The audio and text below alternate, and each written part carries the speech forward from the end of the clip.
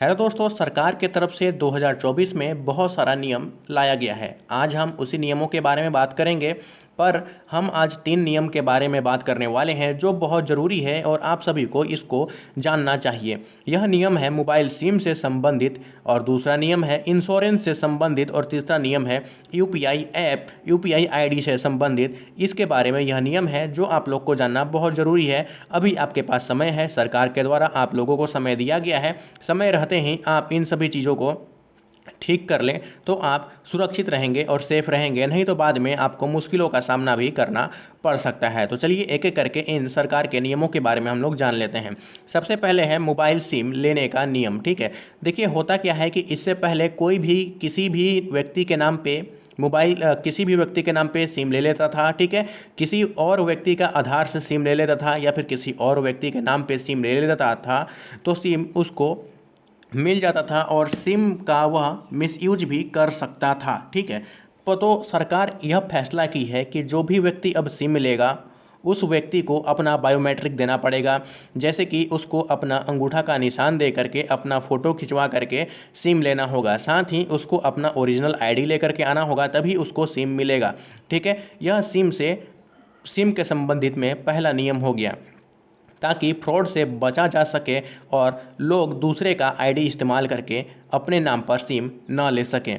यह सिम से संबंधित बात हो गया। अब आपको जब भी सिम लेना होगा तो आप अपना ओरिजिनल आधार या आधार नंबर ले करके जाएंगे और आपके आधार नंबर से आपका अंगूठा का निशान ले करके आपका फ़ोटो खींच करके आपको सिम दिया जाएगा।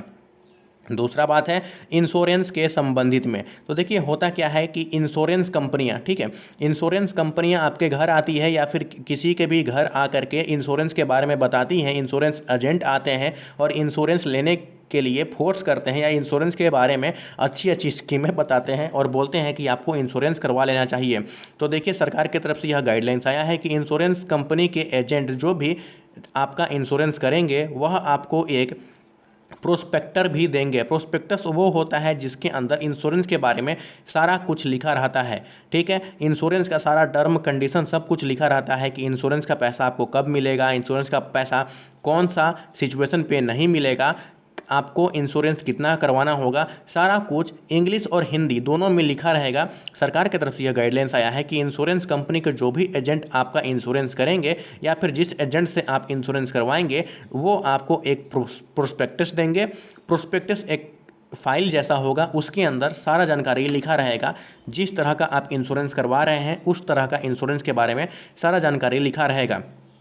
हिंदी में भी रहेगा और इंग्लिश में भी रहेगा, ताकि आप पढ़ करके आसानी से समझ सकें।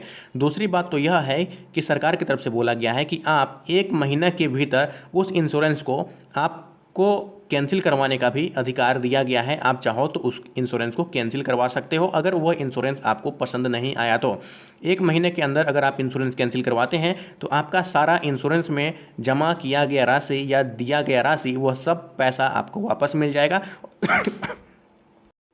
और इंश्योरेंस कैंसिल हो जाएगा। ठीक है, तो इंश्योरेंस के बारे में यह राहत भरी बात आपके लिए है। ठीक है, दूसरी बात आता है यूपीआई से संबंधित। देखिए यूपीआई, अधिकतर लोग यूपीआई यूज करते हैं और यूपीआई में भी फ़ोन पे, गूगल पे, पेटीएम और बहुत सारा ऐसा यूपीआई ऐप यूज करते हैं जिससे वह लेन देन करते हैं। पर अधिकतर लोग कोई एक ही यूपीआई ऐप का इस्तेमाल करते हैं, बाकी यूपीआई ऐप बंद रहता है। ठीक है, तो देखिए बात यहाँ पर यह है कि सरकार की तरफ से यह बोला गया है कि अगर कोई भी यूपीआई ऐप 1 साल से इस्तेमाल नहीं किया गया है तो उस यूपीआई ऐप को